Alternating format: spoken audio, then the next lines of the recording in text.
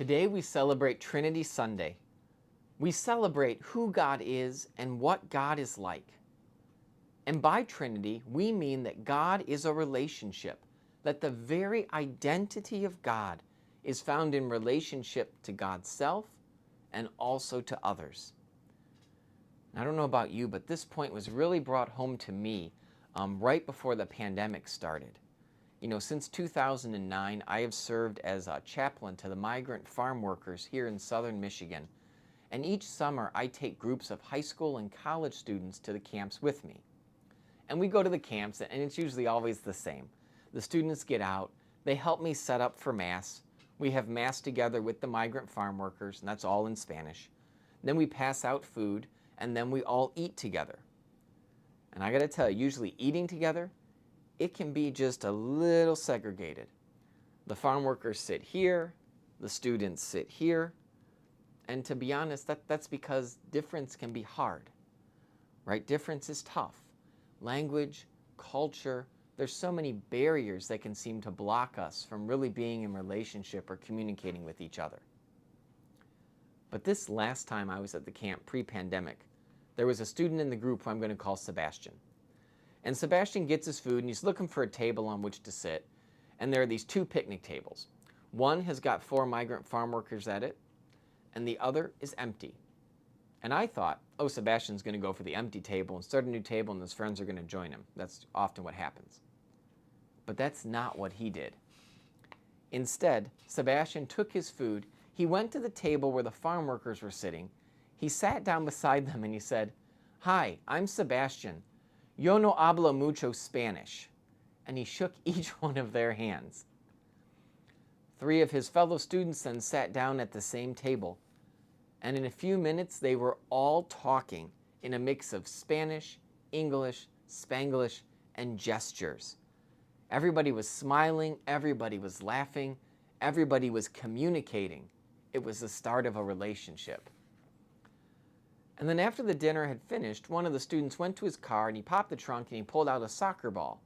And the students started playing soccer on the cancha, in the little field that was at the farm. And the farm workers all stood around the sides watching. And as they're playing soccer, at one point, one of the students kicks the ball out of bounds, and one of the migrants jumps up, grabs it, and throws it back into him. And the student catches it, and then he looks at the migrants, and it was like a Holy Spirit moment, I'm convinced of it. He saw them surrounding the field for the first time, and he goes, "Do you guys want to play?" And they did. And so they played a game of migrants, farm workers versus students. And it wasn't a very long game.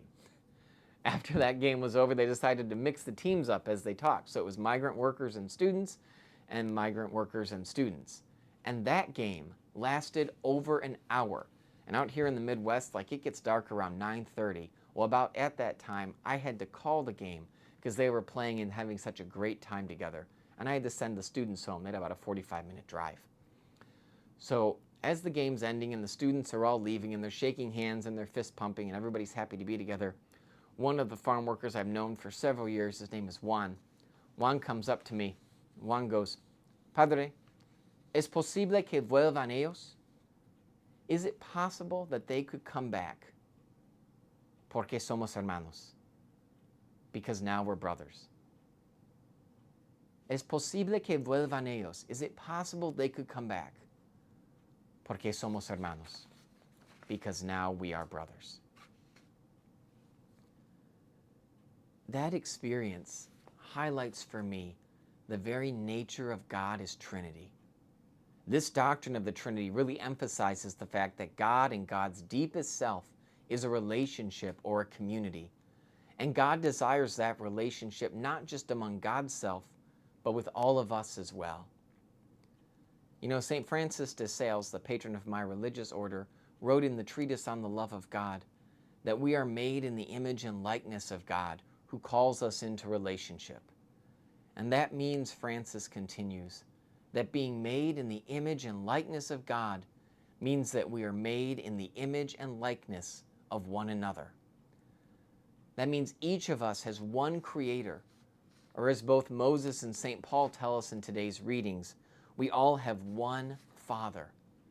And through the coming of the Son and the sending of the Holy Spirit, God has decided to come with us. God has decided to accompany us on this journey that we call life. And that's why attitudes like racism and discrimination and segregation are such serious sins in our faith, because they stop or they cancel our ability to walk with God and others, and God's ability to walk with us and be present to us through others. We are all made in God's image and likeness, and when we behave or show attitudes that are racist or discriminatory, we violate that, and we deny the very nature of God, who himself is a community of distinct but not separate persons, the Father, the Son, and the Holy Spirit. And God doesn't discriminate. He calls each one of us into relationship with him. Make disciples of all people, all nations, Jesus tells us in the gospel today.